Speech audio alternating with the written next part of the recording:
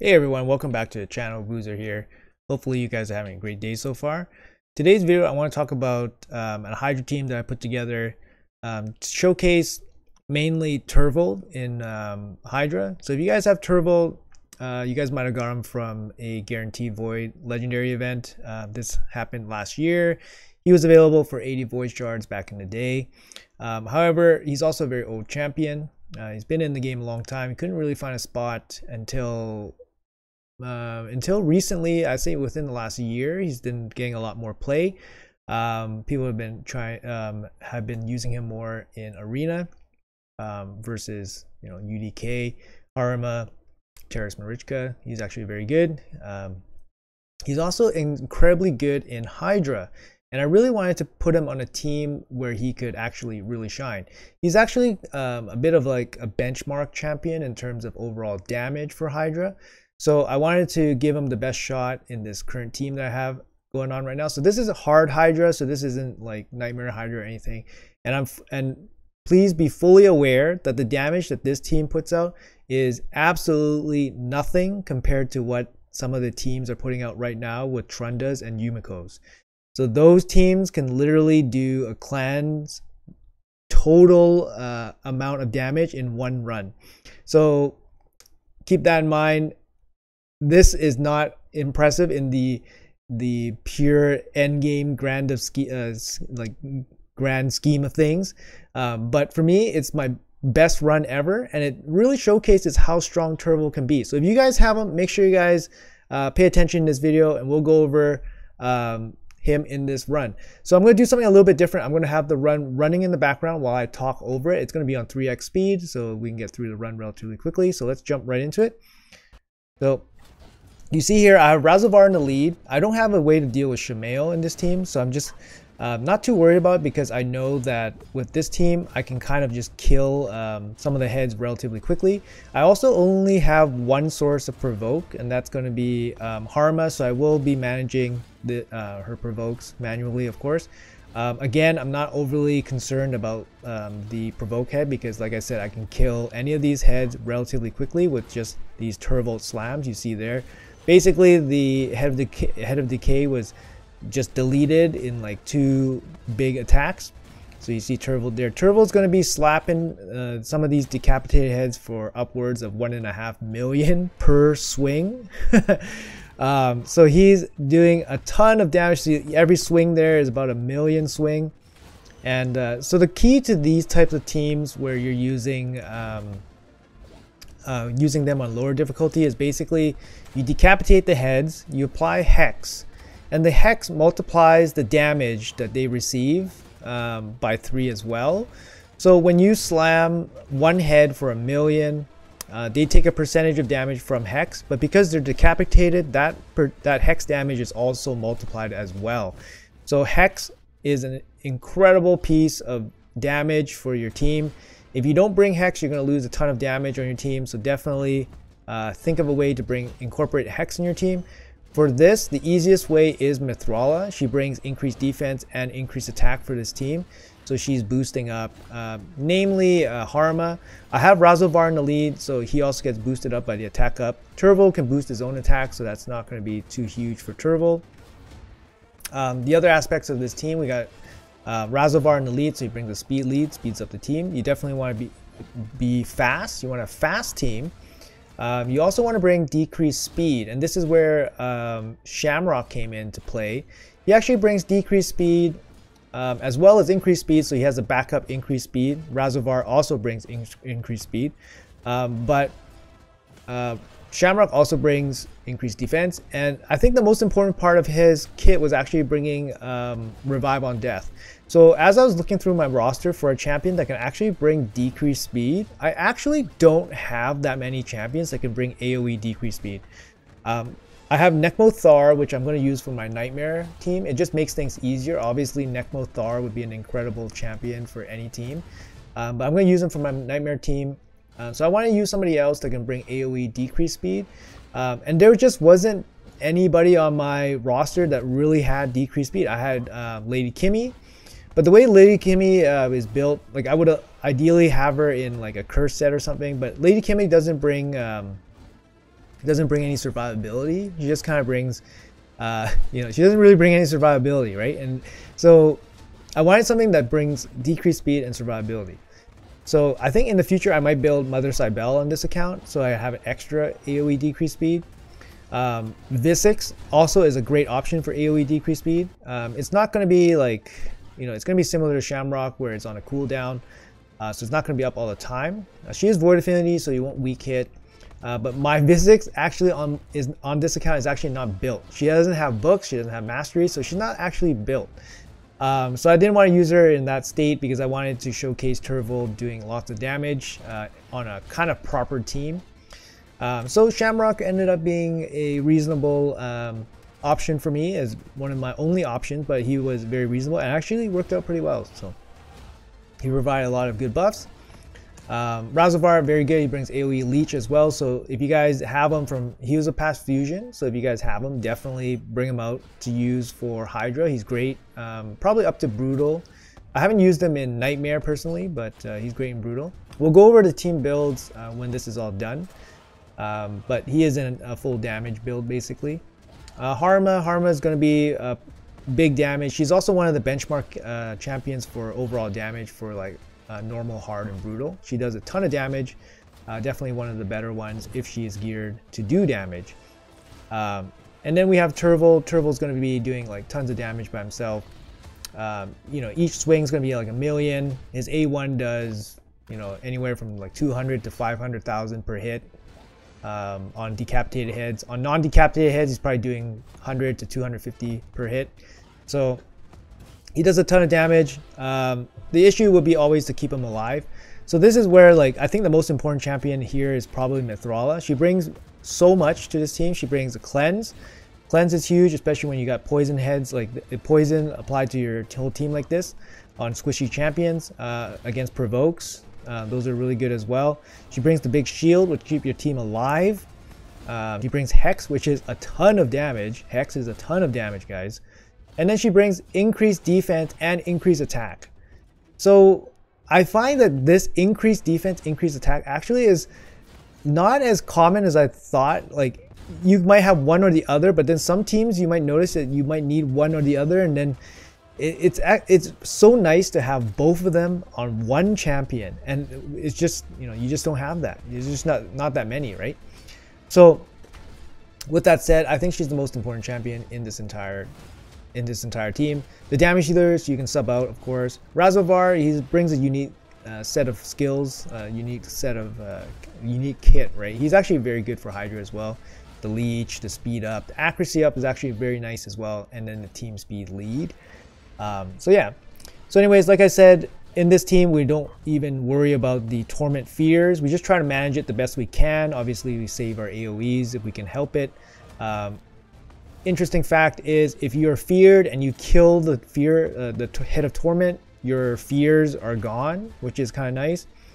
Similar situation to if the Hydras have this poison cloud applied to them. If you kill the poison head, the cloud actually goes away, which is kind of nice. I think that's you know, obviously a big plus there for sure.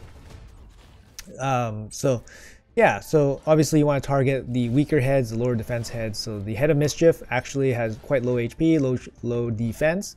So you want so he takes a lot of damage, but obviously it's tricky to get to him without Hex.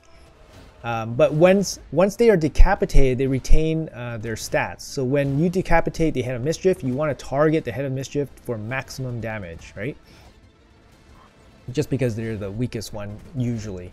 So I'm not targeting the Head of Mischief here because it doesn't have defense down, so I'm targeting the poison head on the far left instead. You see Turvold there hitting for 500 with the A1, 500 each with the A1, of course.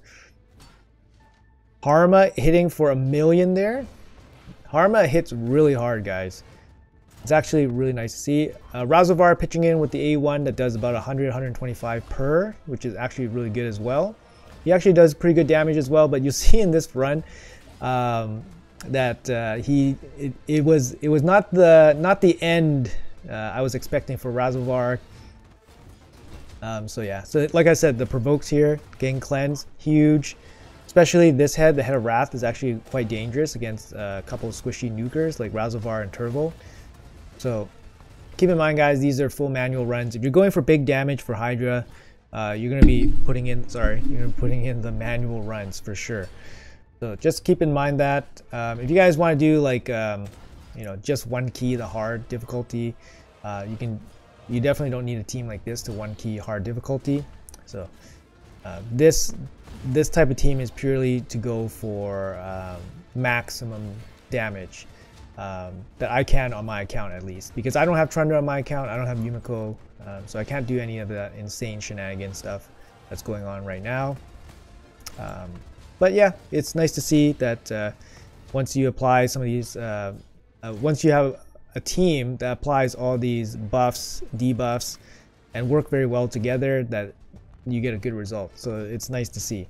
So the run's about 40% complete. We're at 150 million. We're doing about 1.5 million per turn, which is very nice to see. Generally, when I see like damage output like this, on lower difficulty, I'm thinking about 200 turns, 200 to 225 turns, roughly.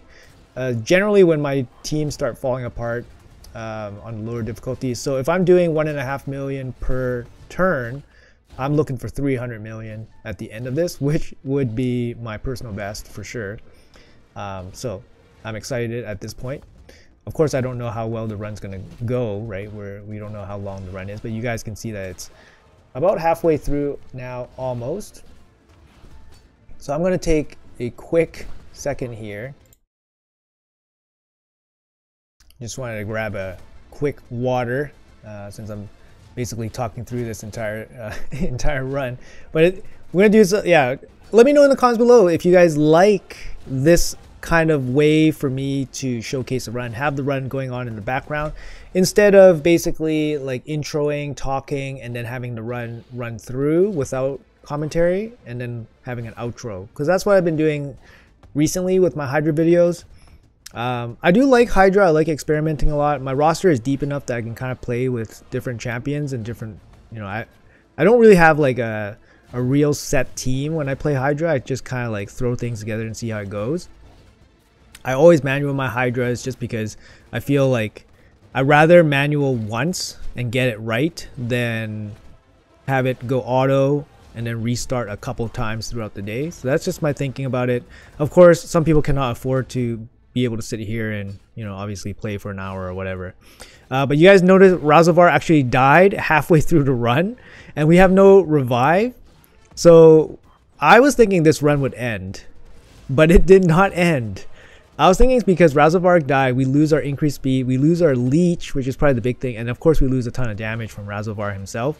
But he died halfway through the run, and you can see there's still another half to this run still going. So lots of life left in this team. Funny enough that Razovar is probably the only champion on this team that dying probably doesn't affect it that much, I guess. Because if Turvold dies, a lot of damage is gone. If Harma dies, a lot of damage is gone. But if Razovar dies, we only really lose Leech because Shamrock still brings increased speed.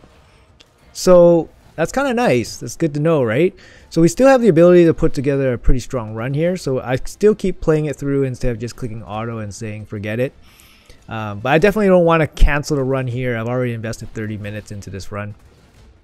So I'm like, okay, let's keep going. Let's see how far Turvold can go. Let's see how his smacks, how many heads he can decapitate. So the best thing here is that we have two really strong damage dealers. That's kind of like the formula for most of the Hydra teams. You want two really strong damage dealers where they can basically, if one gets eaten, you want to be able to free the other one right away. So you might see this happen more in like higher difficulty where you have like a Crizia and like Nut. And then they basically just free each other when they're eaten at a higher difficulty, higher turns. And it really, allows you to prolong your runs. So a champion like Nut or Crizia or, any champion that can basically free a champion right away, it really prolongs your run and it gives your team much higher output. Of course, those champions deal a high output themselves, but because your team is increasing its duration in the fight, your team overall is dealing more damage. So those kind of things, like you're indirectly increasing your team's damage by being able to free your champion when you need to. So definitely something to consider. That's kind of why like champions like that do slow damage over time, like HP burn champions, for example, they don't do the best damage. Not only because HP burn, you know, obviously has a cap on the amount of damage you can do. It's consistent damage, but it's slow damage. And when runs get long, and your devour counts are so quick, those slow damage is not going to be enough to free your champion. That's why you need these big burst champions like, you know, Krizia and Turvold, Trunda. Those just like blow guys up and then instantly free them. And then runs always go turn limit and stuff like that. And then you just have a chance to have an insane run with their team, right? So just something to consider, something to think about. But yeah, you can see here we kind of go get feared, no big deal. Fears get removed when we kill the Torment Head. We have Mithril for the cleanse, Ugo for the cleanse. We're managing all that stuff, of course. We have no Mischief tank, which is kind of annoying because the Mischief Head was kind of annoying us. But ultimately, we do have block buffs, and we do have a way to like basically like instantly kill the Mischief Head with like two big hits from our big hitters. So it's not a big deal. Obviously, if Hex is not applied and the Mischief Head eats somebody, then it's a little bit annoying. The Provoke Head was a little bit annoying because if we don't have the Provoke ready from Harma, then a cleanse would go off and then basically you just have to reset up your debuffs again. Because even if things are set up properly, the Head of Decay probably gets one cleanse off, probably. But usually, if you guys are paying attention to the run, usually there's always at least one decapitated head. So the cleanse isn't going to apply to like the whole team. But yeah. So either way, you can't have it all with this team. I think if I were to improve this team, Shamrock, I think Shamrock's fine. Like I would probably replace Shamrock with somebody else. But you know what? His decreased speed I kind of like. Like it's a place. So even if they have Poison Cloud, it actually goes through it, which is actually really nice. Nice thing you know most people don't really talk about, but that's actually a really nice thing. And you know you don't really get the weak hits or anything like that, and it doesn't trigger a hit against Wrath. So you know Shamrock's actually quite good. I do have a video on Shamrock if you guys want to check it out. He's actually a very decent support. He brings a lot to any team that he's on. But yeah, if I wanted to improve this team, my Mithril is in regen. I mean, that's kind of a generic set. She doesn't really need it. So Mithril can go into like a different kind of set, maybe. I would probably want somebody in Provoke gear, just to be a backup Provoke. Although it doesn't really matter, because like I said, like you know, if the head of Decay gets one cleanse off, it's not the end of the world. Because he's not cleansing, like usually not cleansing the full team, and usually he can be kind of controlled for at least for only like one cleanse maybe. So I see here Shamrock's gonna get eaten, so I'm preparing to deal with that. Let's see though, my team's going pretty quick, so they're getting quite a bit of turns in before the Hydra gets one turn off. The Hex is applied. Best case scenario, guys, all heads decapitated, Hex is applied, and then you have your big slams ready. So then your big slams, like I said, your damage is multiplied your damage is spread through Hex, and then all that Hex damage is multiplied because when you're hitting decapitated heads, they take 3 times as much damage. So your Hex damage is dealing 3 times as much. It's you know, it's insane. So this is kind of how you can deal insane damage. For some of these teams, or you know, some of these teams that you're seeing do insane damage. You see there, Mischief stealing buffs from Turvo is a little bit annoying. When I see the Wrath, I always have to prepare for it well in advance of the 15 turn timer, because one badly placed, you know, one bad situation, and the Head of Wrath can really make you suffer. So like here, the Head of Wrath actually had all the buffs removed, cleansed off right before he attacked. So luckily I had Shamrock place the Revival and Death to keep Turvo alive, and that definitely was massive. So because then it allowed Turvo to stay in this fight, which is the main damage dealer, of course. And then we get the other Revive on Death back on him. We get the heal back, so now he's okay. So you see how this is kind of like a little bit on the edge, right? So here we go. We're reaching 1,000 out of 1,500 turns. So as you know, the run will end at 1,500 turns. Still doing lots of damage here. Speed up, triple hit, decapitate, and then more slams. I love the weaken from Turvold as well. A little bit of accuracy. Don't need too much. There's increased accuracy from Razovar in the beginning, but he's gone now. But yeah, did you see that big hit? 1.3, 1.4 million per hit. Mithrala, cleanse the provoke, awesome. I was definitely saving, yeah, like I said, I was definitely managing a lot of these moves to maximum effect. I wasn't using like the AoEs versus the Fear Head if I didn't have to, or if it wasn't optimal, like if defense down wasn't applied, for example. I wasn't using the cleanse unnecessarily. If they have extra life, I wouldn't use the cleanse ability. Definitely use it. Use the cleanse ability for like really bad debuffs, for example, like team poisons or provokes or fears.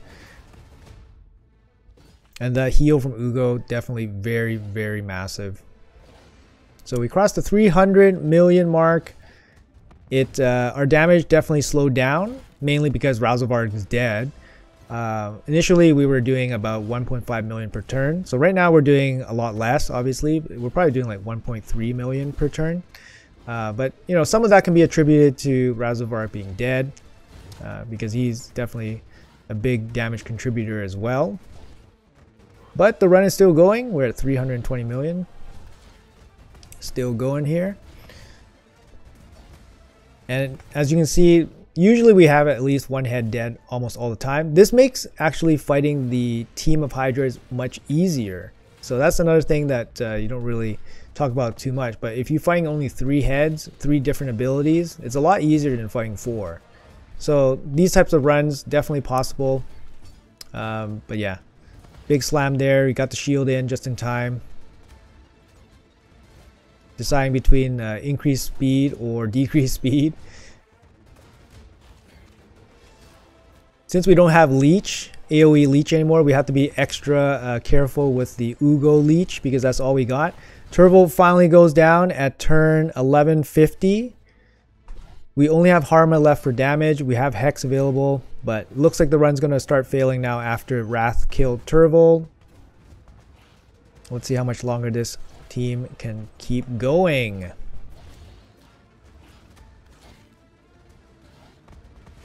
Harma putting up a good fight there, still putting out some damage. The team's going to start going down now.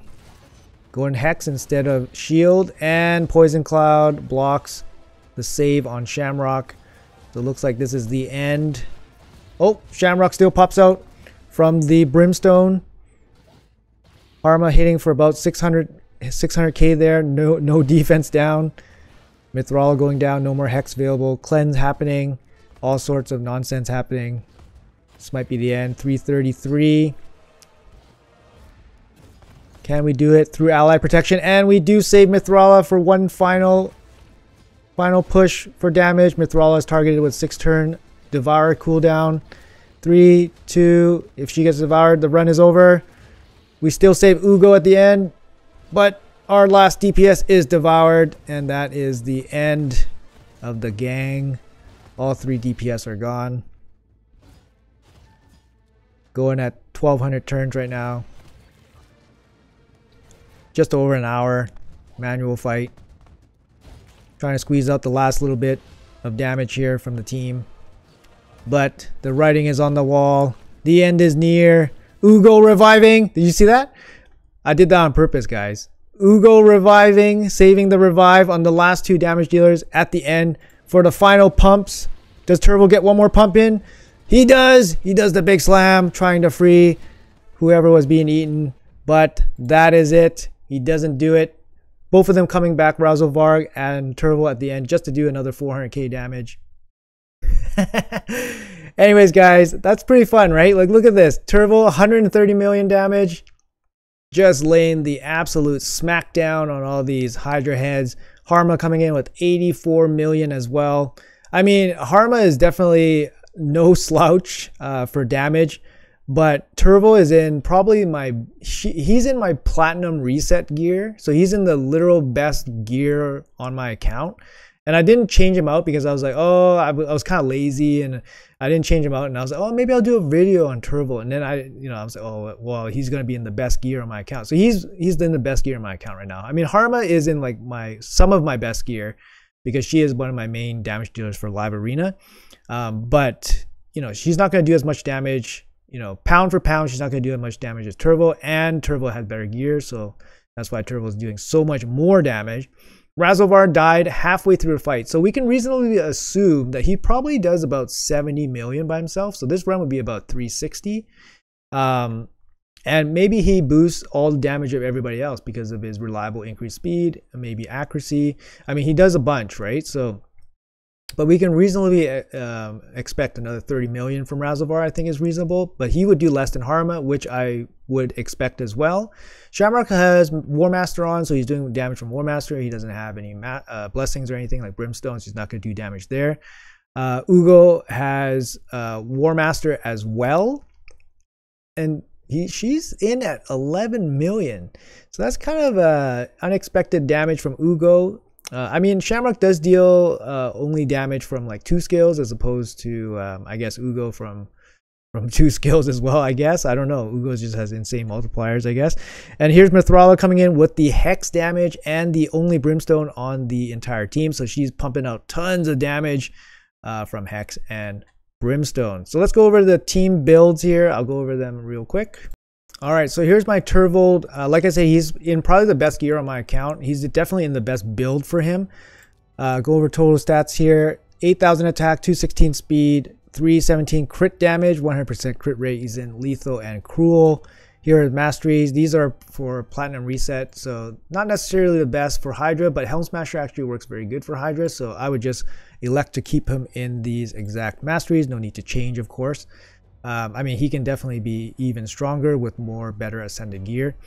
Mithrala here, she's in regen. She does some content, but she doesn't need to be in regen anymore, but she needs to be approximately this speed for myself. I find her accuracy a little bit low sometimes for like Nightmare Hydra, so I can definitely bump it up there and improve her build a little bit. Like I'm not even glyphed up on this glove, no real ascensions here, so can be improved, but she works quite well. Make sure you keep her HP high so she can apply a good size shield to your team, keep them alive. Full masteries, I do have her in War Master to do extra damage against waves. That's what I was using her for in Dual Dragon, and then I was using her somewhere else for damage as well. But you definitely don't need the offense. Defense makes a lot of sense as well. I went with shield masteries to increase the size of her shield. Just because accuracy was pretty fine for what I was using her for. Razovar, he's in full damage. This build is actually what I use for my Fire Knight 10 team. So he's in full damage. He's very quick, 273 with full damage, some accuracy as well. With increased accuracy, he has enough accuracy to land all his debuffs, no issues. Yeah, he's in pretty good gear. He's quick, fully booked, of course. And yeah, so good damage dealer. Speed Aura is very useful. Here's my Shamrock. I recently did a guide on him for Hydra. It's very good. Brings a lot of buffs to your team. Also brings the very important decreased speed, AoE decreased speed, as well as a increased speed, both on 3-turn cooldowns. Oh, sorry, this one's on 4-turn cooldown, the decreased speed, which is not ideal, but the increased speed is on 3-turn cooldown as well. Revive on Death definitely was helpful as well. He does have a A1 that can steal some buffs, which is somewhat useful as well. Relentless kind of makes sense for him, gives him extra turns, extra buffs and stuff. Not necessary, of course. Some accuracy to apply. He has some speed. These can be improved. He can be at least 20 speed faster. All these, yeah, can be improved, of course. Ugo's basically the same on all my Ugos, all in Relentless gear. I do have some Ugos with Immortal Relentless because she cannot heal by herself. So if she's on it and then she doesn't really deal damage. So if she misses the War Master proc, she won't be able to heal. Like, and if Leech is not there, so and since she's a support, she kind of needs, you know, some abilities to heal. Fully booked, of course. Cruelty. I mean, maybe blessing wise, Cruelty can be different, but she is the only one with Cruelty on this team, so I thought it was okay. War Master on the masteries, of course. I have War Master on Shamrock as well, and then Razovar, he's in Giant Slayer for damage. Helm Smasher also works, but Giant Slayer is just for extra damage as well against bosses. Okay, so that's the team, guys. I appreciate your time watching the video and everything, but I just wanted to show that Turvold, I mean, obviously this is a team effort, Hydra team effort, but Turvold by himself was dealing an insane amount of damage. I guess I didn't show my Harma. I show my Harma many times on this channel, but here's my Harma. He's in full damage gear, lethal and cruel. Decent speed, high defense. She's just hard to kill. Helm Smasher for T6 mastery. So like I was saying, like this just basically shows how insanely strong Turvold is. Yes, my Turvold is in good gear. However, depending on the team, it really lets him shine. He can do a ton of damage on lower difficulty Hydras. Like if you have lesser gear, do normal difficulty. You can probably still do a good amount of damage, and that really helps your top chest for Hydra Clash and so forth, or at least it makes it easier for you guys to reach it. So if you guys have him, make sure you guys build him out. Just give him full damage. He's definitely useful in high arena as well. You don't necessarily need him for like regular arena, just because he's not necessarily the fastest, because he has that double turn, he charges up, and then he attacks only one enemy at a time. So he's not necessarily the fastest, but he's super strong right now. I went with Phantom Touch kind of for like extra damage. I guess you could go for like, I guess Phantom Touch would be the best for Hydra, but maybe for Arena it would be maybe different. Maybe Reaper might be better. But that's what I went for Phantom Touch for Turvold. And yeah, it works out pretty good. So yeah, anyways, thank you guys so much for watching. I appreciate your time as always. Let me know in the comments below if you guys kind of like me talking over the run. It's a little bit long, so I started running out of breath a little bit, but yeah, definitely try to keep the energy up. But I love Turvold. I actually use him quite a bit, and I've seen his 6-star show up so many times in the shop, and I want to just get it, but I don't know why I don't get it. I don't know why. It's just so expensive, 300, and I don't use them in any content besides like Hydra and I guess Platinum Arena. Anyways, guys, let me know in the comments below what you guys think. Do you guys use your Turvold anywhere? How do you guys use them? How do you build them? How does my build rank? I know it's like, it's good, but then it's obviously not insane because it's not, yeah. But anyways, let me know. Appreciate you guys. Thanks for watching, and I'll see you guys in the next video.